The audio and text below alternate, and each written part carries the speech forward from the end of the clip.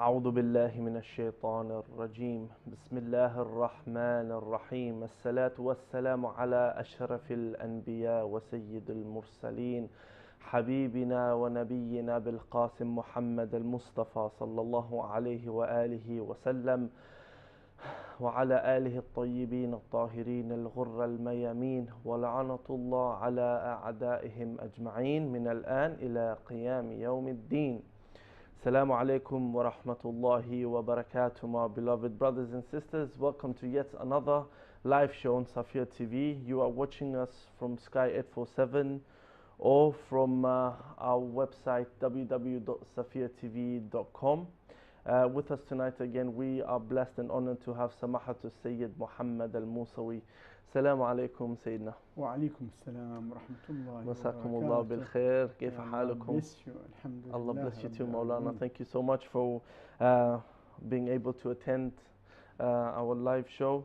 Inshallah, today we'll continue as we have informed our audience that for this month, Safir TV has prepared a series of live shows surrounding the holy month of Ramadan. Inshallah, we'll be discussing both fiqh issues with Samahat Sayyid and also the adab of Shahr Ramadan, the merits, the principles, the philosophy of Shahr Ramadan and fasting and what is surrounded by it. Now, before we start, I would like to encourage our viewers, for any of you who would like to join us, I urge you to please do so by calling us on 0203 515 1234. Also, as you can see on the bottom of your screens, we will have it soon. I'm informed by the control panel, inshallah. The number for WhatsApp. So if any of you are unable or might be shy to call, you can text your question.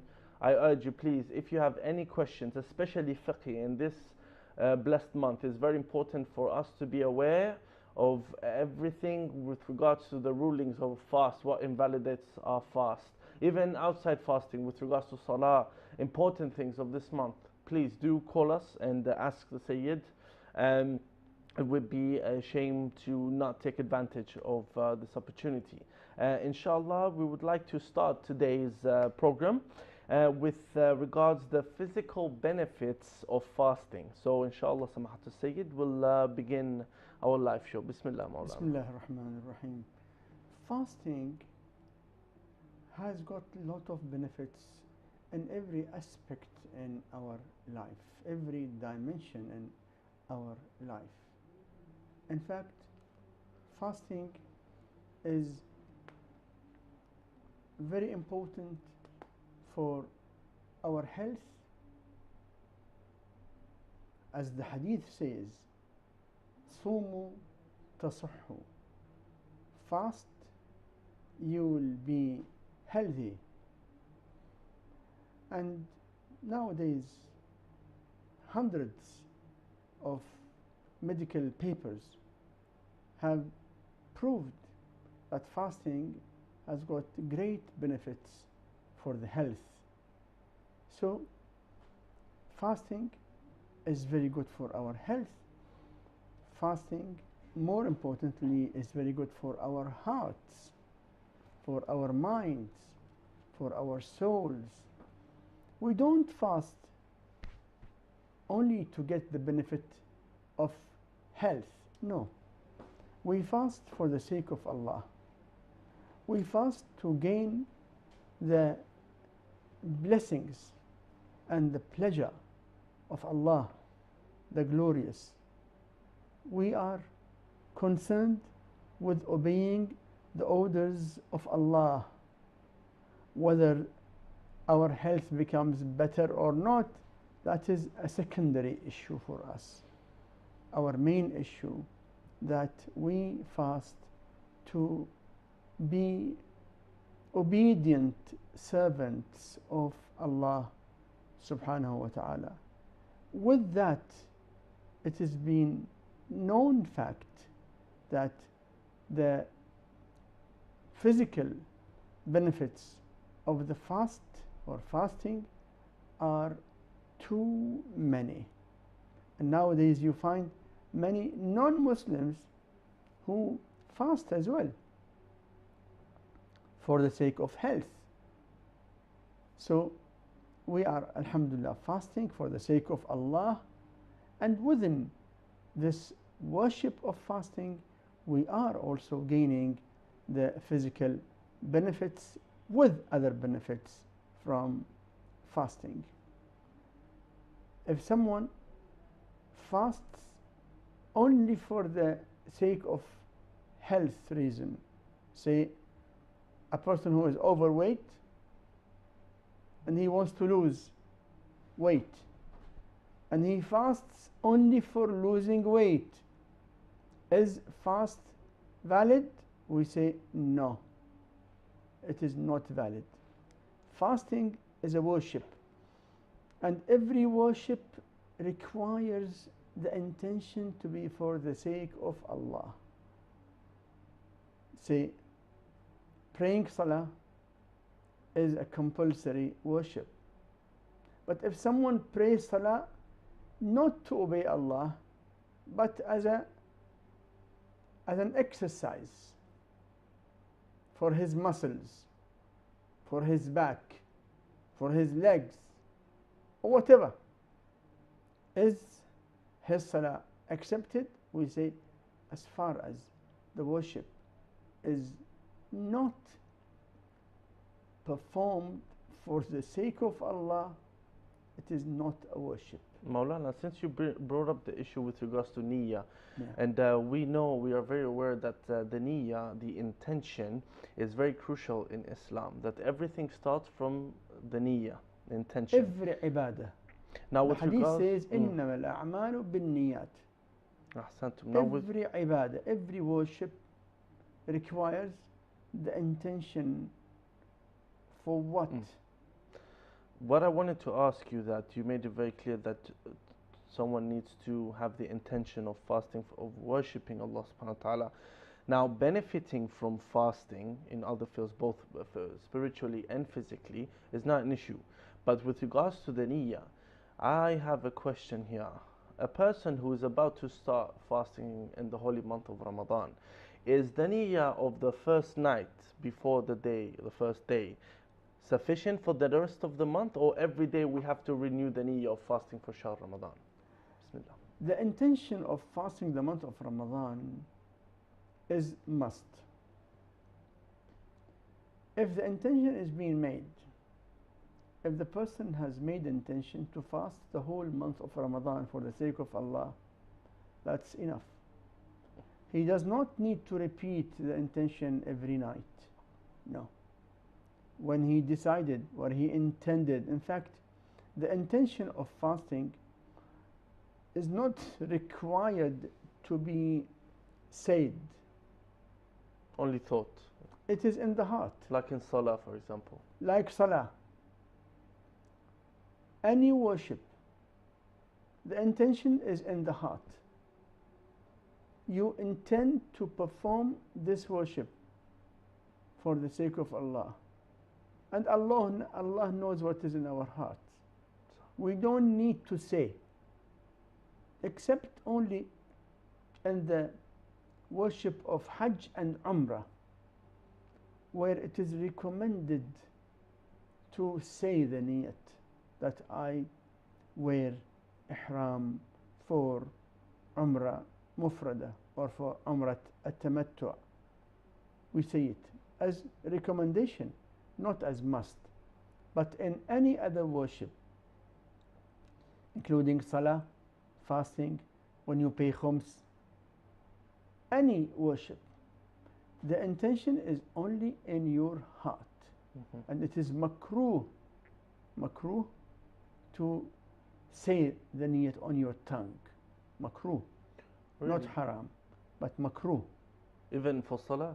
Even for Salah. To say it out loud, or to say it Yes, just yes. enough for you No, to hear? no. Makruh to say the niyat in any way. Don't say the niyat. May I ask why? Is there a reason? Or we know why is it makruh? Because, in fact, the niyyah is a matter of heart, intention, not saying. Not saying. And also, it is better for us to keep the niyyah between us and Allah طبعا. and not to say it, because when we say it means someone can hear it. We want to keep our worship between us and Allah. Unless I'm alone. If I'm alone in the room. Even then, we are not being encouraged in Islam to say our niyyah in any worship except Sure. the worship of Hajj and Umrah. Now back to the issue of the niyyah. You've clarified that the niyyah, the first niyyah we have for Shahr Ramadan is sufficient. Yes. Now what happens, this is a mas'ala for you, Sayyidina. What happens if someone is going to break his fast one day for either traveling reasons or medical reasons? Does he have to renew the niyyah the next day? Of course, For- when he intends to fast, that's enough. When he has come back from traveling, or when he reached a place where he will be there for 10 days or more, means he has to fast. Then when he intends to fast, that is enough. That is enough. Yes, Ahsantum. please. We have a question from WhatsApp. Yes, please. One of the brothers has asked if you miss suhoor. Yes. Our brothers in the Sahri. Pakistani community or Khoja, they call it Sahri. Yeah. Ahsantum Sayyidina. If you miss suhoor, does it harm your fast or does it invalidate your fast? No, of course. You know, to have something in the Sahri is recommended. It is recommended to eat or drink anything. Even if you don't feel eating, drink a sip of water with the intention of suhoor or sahri. Mustahab. The angels will pray for those إن الملائكة لتستغفر للمتسحرين. The angels will pray for those who worship ibadah in the sahar time. But to have sahri or not having sahri does not harm fasting. If someone didn't have sahri, his fast is completely perfect. So sahri is not a condition for fasting, nor is obligatory in any way. With regards to suhoor or sahri, since we've touched the topic, what is the adab of suhoor? What is recommended that we should do during that period? Is there any recommendation on what we should be eating before imsak, the ibadah, what kind of ibadah, specific dua maybe?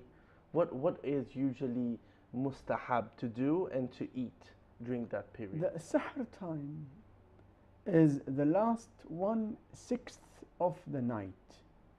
1/6. If you divide the night into 6 equal parts. And how do you divide the night, Sayyidina? Is From it from Maghrib Maghrib until Fajr? Maghrib to Fajr. Ahsantum. From Maghrib to Fajr. The last 1/6 of the night is called Sahar. Sahar is the most important part of the whole night.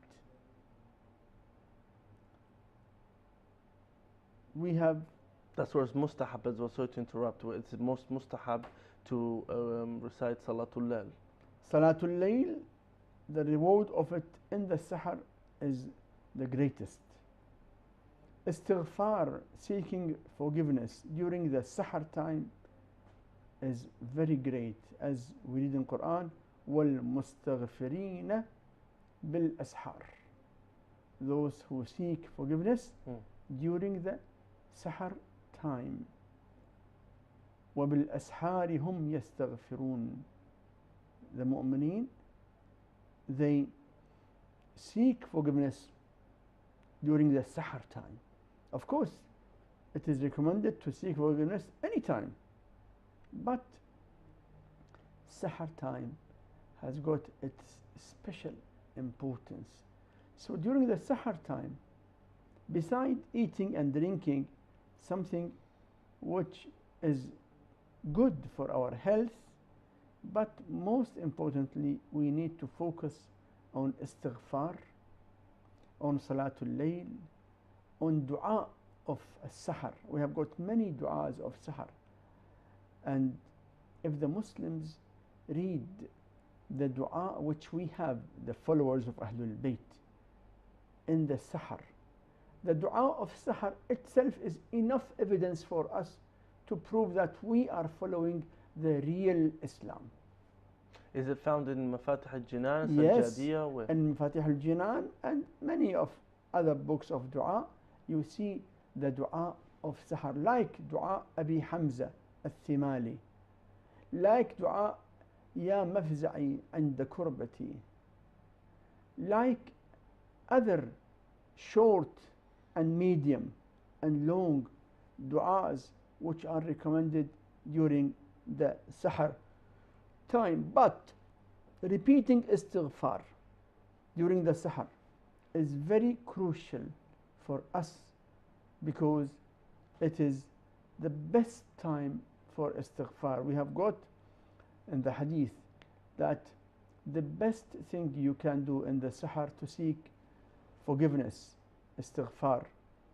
And the hadith said that the Imam mentioned how the Prophet Yaqub, when he was requested by his sons to seek forgiveness for them, he said, سوف أستغفر لكم ربي, I will seek forgiveness from Allah for your sins.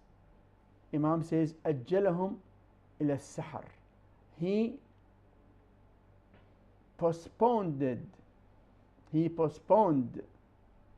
the time when he wants to seek istighfar, forgiveness, to the sahar time. So sahar time is the best time for seeking forgiveness. Ahsantum. Maulana Mashkur. We have a caller. Inshallah, we'll take the caller's question and we'll answer after a short break. Okay. Yes, please. Assalamu alaikum. Wa alaikum salam. Yes, Naam, please. brother. Yes, Bismillah. Do you have a question for the Sayyid? Yes, I have.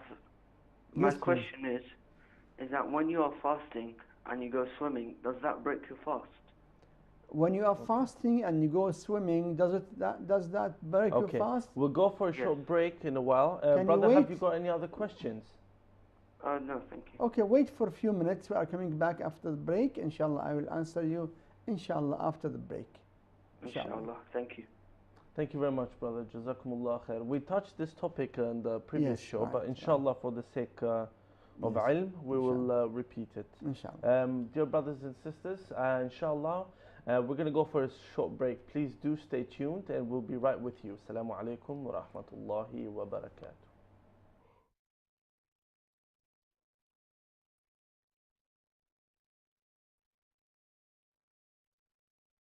Assalamu alaikum wa rahmatullahi wa barakatuh. Welcome back, my beloved brothers and sisters, to our live show. Tonight, inshallah, for any of you who have just tuned in, we are discussing on the merits of fasting with Samahatul Sayyid Muhammad al-Musawi. Before we went for a short break, we had a caller. Speaking of callers, inshallah, Sayyid is going to answer his question straight away.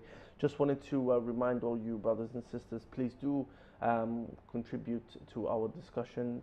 Do call in. 0203 515 1234 is the number.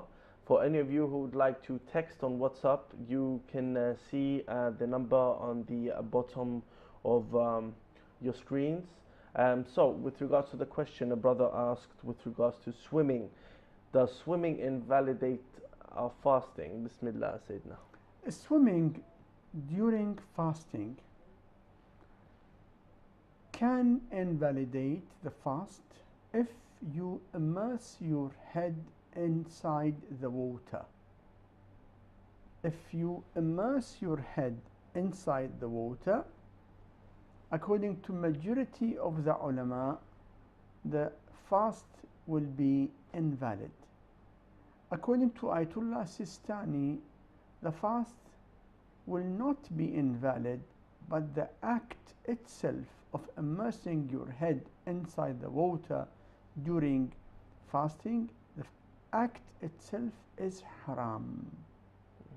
So, if you swim without immersing your head inside the water, your fast is perfect and you are not committing any sinful act. But if you swim in a way that your head will be immersed inside the water, definitely you will be doing a sinful act. Ayatollah Sistani says that the fast will not be invalid. Of course, majority of the ulama say it is invalid, but Ayatollah Sistani also says that it is a sinful act. So I advise you, if you want to swim, either you swim after iftar or swim without immersing your head inside the water. Ahsantum Maulana. We had a WhatsApp question from a sister regarding haid, menstruation. Yeah. She asked if, she says in this scenario, her daughter had seen her period Yeah. before 3 hours before Maghrib. Yeah. Does that invalidate her fasting and she is allowed to eat and drink? What are the rulings on that situation? No doubt, there is no fasting during the menstrual cycle period. During the menstrual cycle bleeding, no fasting. But the days which will be missed from fasting due to menstrual cycle period must be made up as qada later on. Mm-hmm. You know, the female who is going through her period is not allowed to pray salah and not allowed to fast. And nothing wrong in that. Nothing wrong. SubhanAllah, it's Allah subhanahu wa ta'ala's not wisdom. to pray and not to fast. No. I mean, some of our sisters and daughters feel sad. Why I'm not allowed? I feel guilty. I feel that I'm a bad person. No, you should not feel guilty. That is the way that Allah, the Merciful, has created male and female. He who created you and us told you that during the period of menstruation, no salah and no fasting. But your salah, which you will not perform, there is no qada on you. You don't need to make it up. Yeah. While the fasting, which you will not be able to make, you must maintain and keep qada for the days that you did not fast due to menstrual cycle period. Now, when the menstrual cycle starts any time before Maghrib, does the female need to wait till Maghrib to eat or drink? No. As soon as the cycle bleeding starts, the first drop of it, when it starts, then no fasting.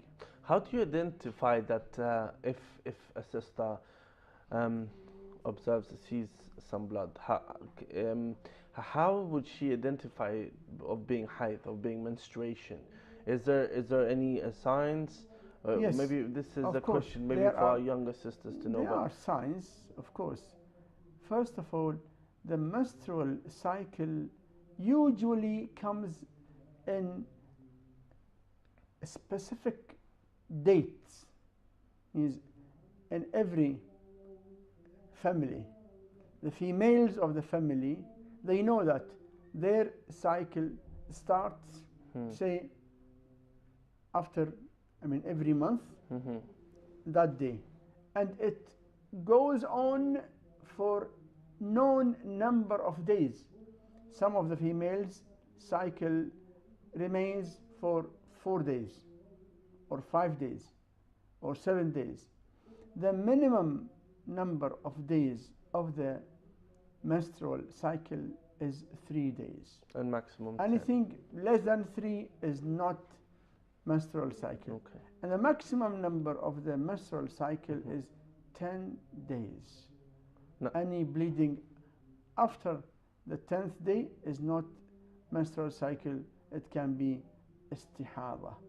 Now, So in short, there are signs for the blood of menstrual cycle.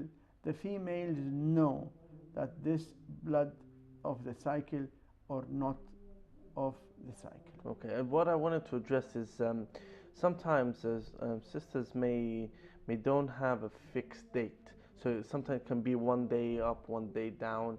Now, if they're not sure, is there a scenario where they may not be sure? They may see, for example, the period may come. They think it has come a bit earlier, but they may not be sure, and they break their fast, where in fact they shouldn't. And then they realize that it wasn't that day that it came. What do they do? Harm. Do they No harm. harm? They just No repeated qada after. No harm, no harm. You see, if the female has bleeding and she thinks that it is menstrual cycle, and after 2 days the bleeding stops, means it was not menstrual cycle, because menstrual cycle minimum period is 3 days. So when she did not fast, thinking that she was in the menstrual cycle, there is no harm on her at all. She has just to keep qada for what she has missed. So this sister, when the cycle started before Maghrib, any time she is free to eat and drink immediately, but she has to keep the qada of this day. I don't say that her fast, she fasted since Fajr till say 6 o'clock, 3 hours before Maghrib. Will she lose her reward? No. She will get her reward. Allah will reward her for every moment, every second that she fasted. But Allah made her cycle start that time, means no fasting on that day. She will get her reward, but she has to repeat that day as qada after the month of Ramadan. Ahsantum. Maulana, we have another question which is quite important and in many cases can be very stressful, regarding the sighting of the moon.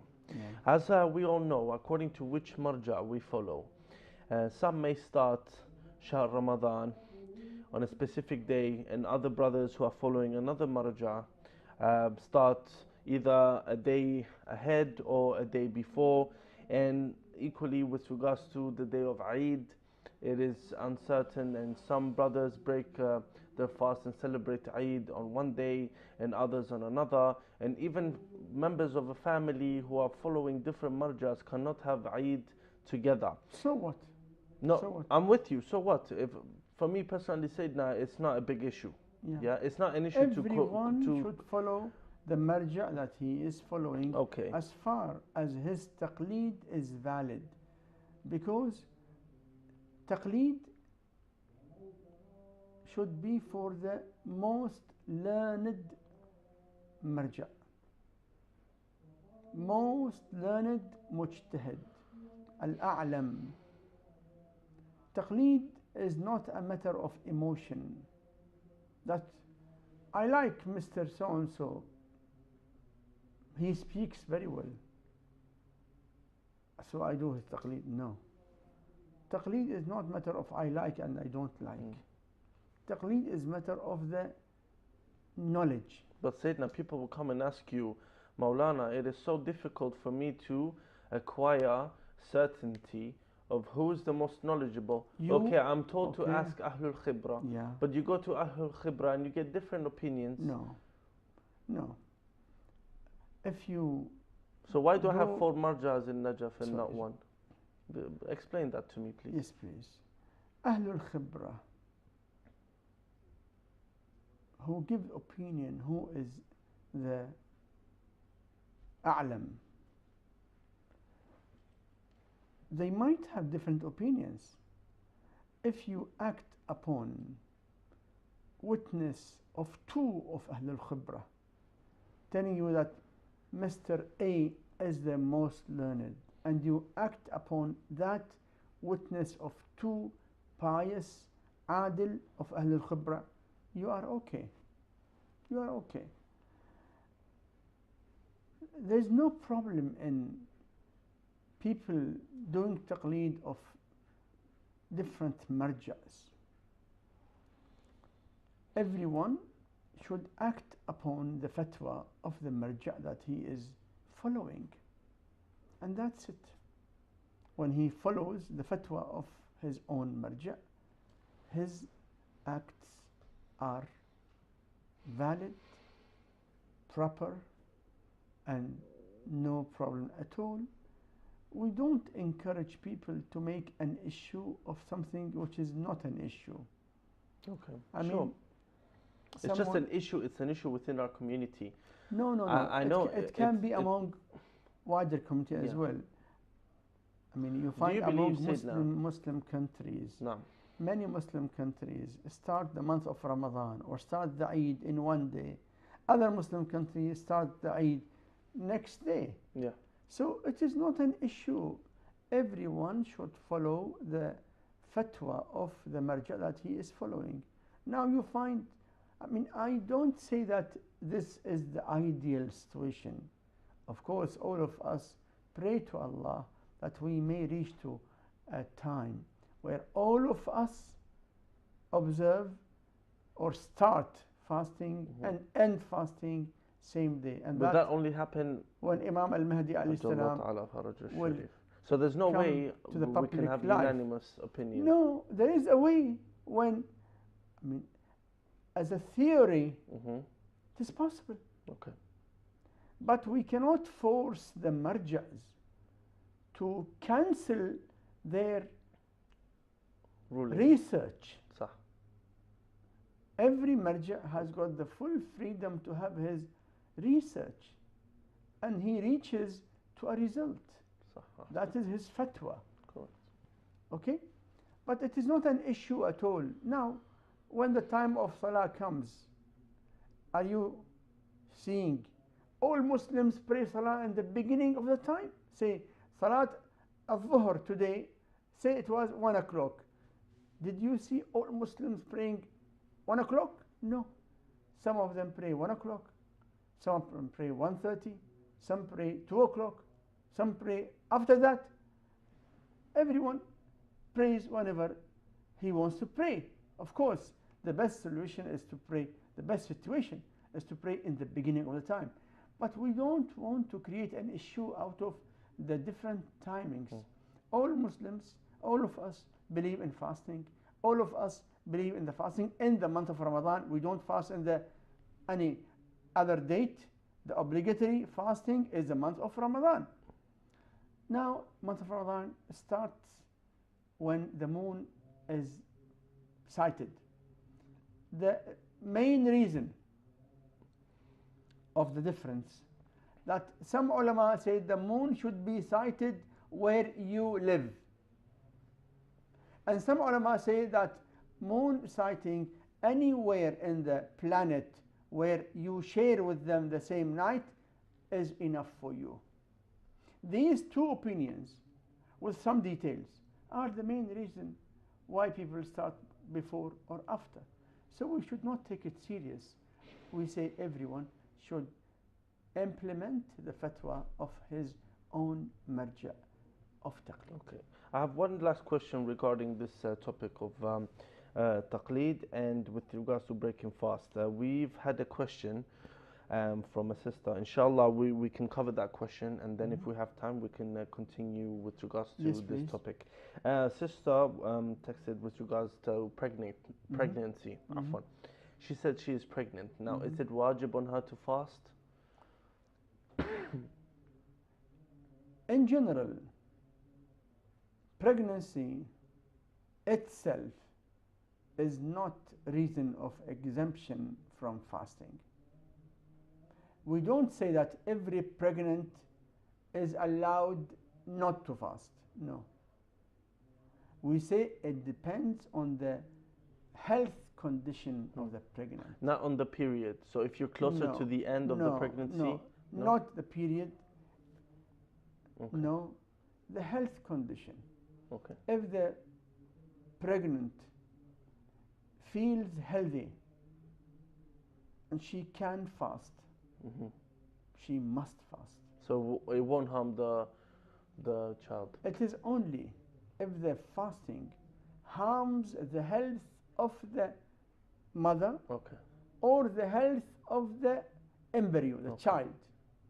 In any of these two cases, if the mother fears harm on her health or the health of the child, then fasting will not be obligatory on her, but it will be compulsory on her to observe the fasting as qada after the month of Ramadan, after she is able to fast. Is it best to advise a doctor? Because a lot of sisters may not know what the healthy feels like. No, if you know what it I is mean. not necessary to. No? I don't say doctors are not to be consulted.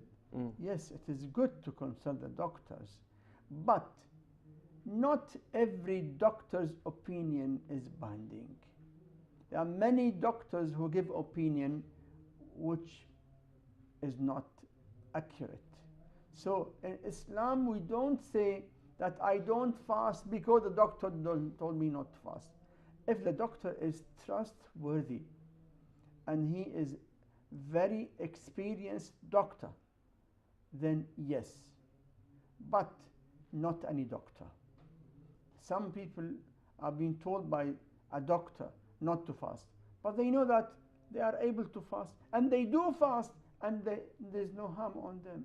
So a person who has been told by a doctor not to fast cannot take the advice of any doctor for granted unless the doctor is well experienced and you trust 100% that his opinion is real fact, and you yourself fear on your health, then you don't fast.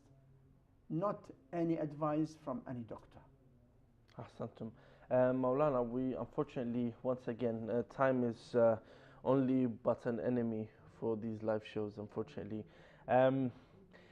Before we conclude, I just wanted to close the issue of with regards to taqlid and breaking fast. Please. Now, a lot of situations we have brothers that, for example, the family may have Eid on a Saturday and his Eid is on a Sunday, and he wants to share that experience of breaking fast and celebrating Eid with his family. Is it permissible for him to break his fast? No, he has to travel. Yes, If but I his mean, marja- yes, If his break his marja fast. tells him that it is not Eid, then he can travel. He can go in the morning, not afternoon. Before Dhuhr. Before Dhuhr, she should go out of the city or the town for the period, which is 30 miles 30 minimum. miles. 30 miles minimum, and there he should eat or drink something and come back and join those who are celebrating Eid. Ahsantum. Thank you very much for that note, Sayyidina. Now let's go back and try and derive some of the knowledge with regards to merits of fasting. Now, with regards to the merits of fasting, fasting, as you have mentioned as well, is a way of increasing our spirituality.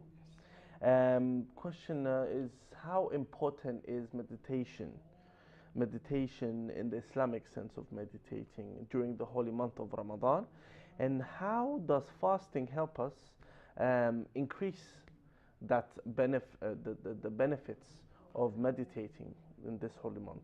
First of all, the term of meditation is not in Islam. We don't have in Islam any meditation. No, but salah, prayer is meditating. In our way, in our terminology. Yeah. In our terminology, like dua is meditating, reading the Holy Quran is meditating. Okay. Others may have other means of reaching. So we have to agree the meaning of the term. Salah is a link between the creature and the creator. We pray salah, we recite Quran, we supplicate, we fast, we give in charity. All these things help us in becoming better human beings. We don't call it meditation. We can call it any way which is an Islamic name, like jihadun nafs, or you can call it tazkiyah. قد أفلح من زكاها. Tazkiyatun nafs means purifying ourselves, uplifting our spirituality, strengthening our willpower, controlling over our desires. But we don't use the terms which can be misunderstood. Meditation is nowadays used for people who sit and think and do whatever they do, and they call them meditating, which is not in Islam. Not in Islam at all. Islam teaches us the proper way of uplifting our spirituality. The proper way. Not the way of non-Muslims who do whatever they do. But we, as Muslims, we worship Allah and we try to uplift our spirituality in the way that Allah has taught us through the Prophet and the infallible Imams from AhlulBayt alayhimus salam. Ahsantum Maulana, Jazakumullah khair. My dear brothers and sisters, unfortunately, once again, we've run out of time. We truly hope that this series of live shows are beneficial to yourselves as much as they are for us. We truly do hope that you enjoy a blissful iftar with your family, friends, and please do always remember us in your du'as. Remember the needy, the poor, the oppressed, and never forget Ajjallah Ta'ala Faraj al-Sharif, Imam al-Hujjah. May Allah subhanahu wa ta'ala hasten his reappearance. Thank you very much for being with us. Inshallah, next time. Till then, Assalamu alaikum wa rahmatullahi wa barakatuh.